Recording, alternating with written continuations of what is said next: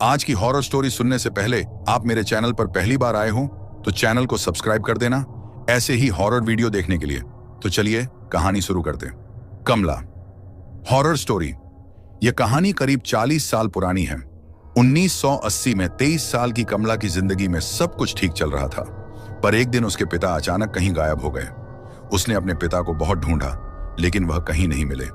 कमला की मां की मौत पहले ही हो चुकी थी और वह अपने पिता के लापता होने के बाद बहुत ज्यादा अकेली पड़ गई थी।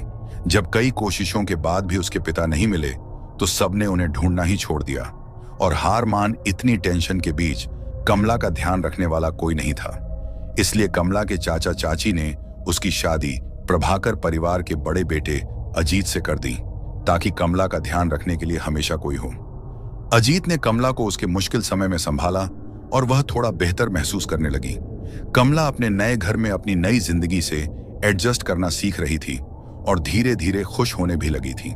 सारा परिवार उसे बहुत प्यार देता था और उसका ख्याल भी रखता था। खासकर उसका देवर राजेश पर धीरे धीरे चीजें बदलने लगी। एक दिन जब कमला सो रही थी तो उसकी अचानक किसी के रोने से नींद खुल गई। उसने अपने बगल में देखा तो अजीत अभी भी सो रहा था और कमरे में उन दोनों के अलावा और कोई नहीं था। उसे वह आवाज फिर से आई, लेकिन अभी भी उसे कोई नहीं दिख रहा था। उसने इसे अपना वहम समझा और चुपचाप वापस सो गई।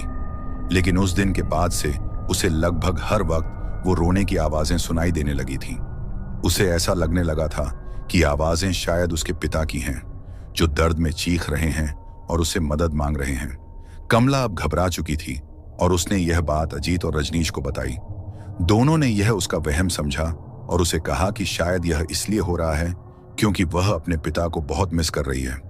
धीरे धीरे कमला की तबीयत भी खराब रहने लगी। उसे हर वक्त गुस्सा आने लगा था। वो छोटी छोटी बातों पर चिढ़ जाती थी और अगर उसी से कोई किसी भी चीज के लिए मना करता तो वह उसको जान से मारकर खाने की धमकी देने लगी थी। सबको लगा कि अपने पिता के खोने का दुख उसके दिमाग पर हावी हो रहा था, लेकिन इस सब के बीच कमला को वो आवाजें अभी भी आ रही थी। एक दिन वो आवाज कमला को हवेली के एक पुराने कमरे से आ रही थी। वो जब उस कमरे में गई तो उसे वहां एक काली मूर्ति मिली। उस मूर्ति को देखते ही उसे एक अजीब सी बेचैनी महसूस हुई, लेकिन जैसे ही उसने मूर्ति को छुआ उसे बेहद अजीब सा लगने लगा। उसे घुटन महसूस होने लगी और उसे सांस लेने में अचानक बहुत ज्यादा तकलीफ होने लगी। कमला ने घबराकर उस मूर्ति को वापस नीचे रख दिया। कमला को डर लग रहा था और वह कमरे से बाहर ही जा रही थी कि उसके पैर में कुछ भारी सी चीज आकर लगी। जब कमला ने ध्यान से देखा तो वहां एक इंसानी खोपड़ी, एक स्कल उसके पैरों में पड़ा था। तब कमला को दिखा कि उस कमरे में कुछ और भी चीजें पड़ी हैं। उस कमरे में ढेर सारी इंसानी हड्डियां इधर उधर पड़ी थीं और हर जगह खून ही खून था। वह जब उस कमरे को और ध्यान से देखने लगी तो वहां उसे एक खत मिला। उसने खत उठाया और उसे पढ़ने लगी। खत में लिखा था कि वह मूर्ति श्रापित है और इसने उनके पुरखों को भी परेशान किया है। यह सब पढ़ते ही कमला को अपने पिता की चीख सुनाई दी और वह मूर्ति अपने आप जोरों से हिलने लगी। कमला को एक अजीब सा भारीपन में महसूस होने लगा, जिसके बाद वह एकदम से बेहोश हो गई। कमला ने जब अपनी आंखें खोली तो वह अपने कमरे में ही थी और सब परिवार वालों ने उसे घेर रखा था। कमला उन्हें सब कुछ बताने लगी, लेकिन सब ने उसको बताया कि उन्हें वह घर के ड्राइंग रूम में बेहोश पड़ी मिली थी और शायद यह उसका कोई बुरा सपना था। उन्होंने कमला को दवाई दी और उसे सुला दिया, पर उस रात कमला हमेशा हमेशा के लिए बदल गई। अजीत बाकी रातों की तरह डिनर के बाद वॉक करके कमरे में आया तो उसने देखा कि कमला बिस्तर पर नहीं, बल्कि कमरे के एक अंधेरे कोने में दीवार की तरफ मुंह करके जोर जोर से हंस रही है। उसने कमला का नाम चिल्लाया।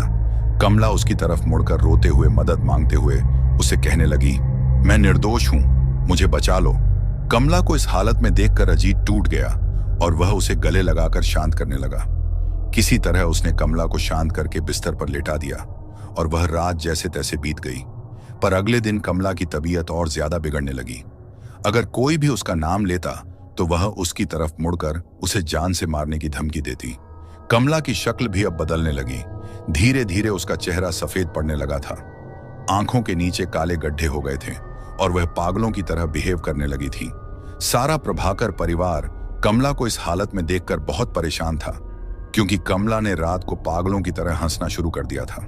कमला पूरा दिन बस रोती और हंसती रहती। प्रभाकर परिवार को लगा कि कमला पागल हो चुकी है, लेकिन उससे पहले वह कुछ कर पाते, उनके साथ एक बहुत बड़ा हादसा हुआ।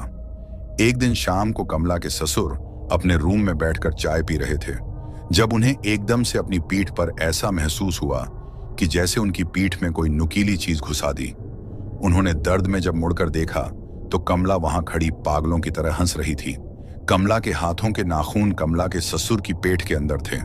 कमला के ससुर ने जोर से चिल्लाया और सब कमला को कंट्रोल करके अंदर ले गए और उसे उसके कमरे में ले जाकर उसे बेड से बांध दिया। लेकिन देर रात अजीत ने देखा कि कमला बिस्तर में थी ही नहीं। उसने बाहर जाकर देखा तो कमला भागती हुई उसके ससुर के कमरे में गई। अजीत कमला को पुकारता हुआ उनके कमरे में घुसा और इससे पहले वो कुछ कर पाता, कमला ने अपने ससुर को पकड़ लिया और बिना कुछ सोचे समझे उन्हें जानवरों की तरह मारकर उनके शरीर का मांस नोचने लगी और फिर उसे खाने लगी। पूरा घर चीख और डर से गूंज उठा, लेकिन कोई भी कमला को रोक नहीं पा रहा था। अजीत और उसकी मां ने कमला को उनके पिता की लाश के साथ लॉक कर दिया। उन्हें कुछ समझ नहीं आ रहा था और अंदर कमला पागलों की तरह चिल्लाई जा रही थी। वह जोर जोर से चीख कर कह रही थी कि मैं सबको खा जाऊंगी।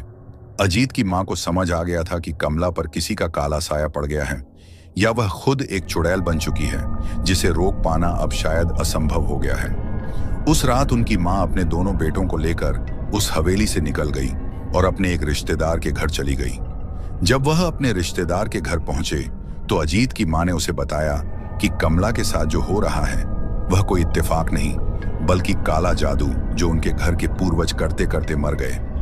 उन्होंने अजीत को बताया कि उनके घर में एक शैतानी मूर्ति है जो शापित है और उसी शैतान का साया शायद कमला पर आ गया है और अब वह किसी को नहीं छोड़ेगी।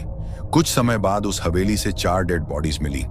अजीत के दोनों पेरेंट्स और सबकी डेड बॉडीज को वहां से ले जाया गया। राजेश उस दिन के बाद कहीं गायब हो गया। लोग कहते हैं कि आज भी उस हवेली में कमला की आत्मा भटकती है और वह किसी को नहीं छोड़ती, और अगर कोई भी उस हवेली में गया तो वह उसकी जान ले लेगी, और इसीलिए आज तक वह हवेली वीरान पड़ी है। तो अगर आपको ये हॉरर स्टोरी अच्छा लगा है तो सब्सक्राइब करना मत भूलना।